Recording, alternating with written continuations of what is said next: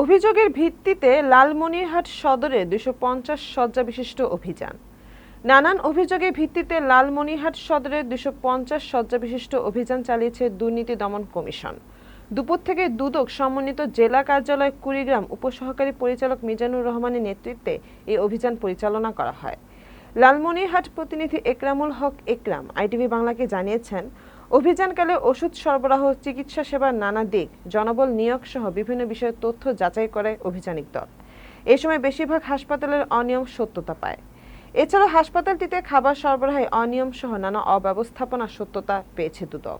তালিকা দেখি যে মাছ কত গ্রাম দেওয়ার কথা, দেখলাম যে 2 ওয়াক্ত মিলে মাছ 180 গ্রাম, তার মানে হচ্ছে দুপুরের বেলা 90 গ্রাম এবং রাতের বেলা 90 গ্রাম মাছ দেওয়ার কথা যদি মাছ থাকে।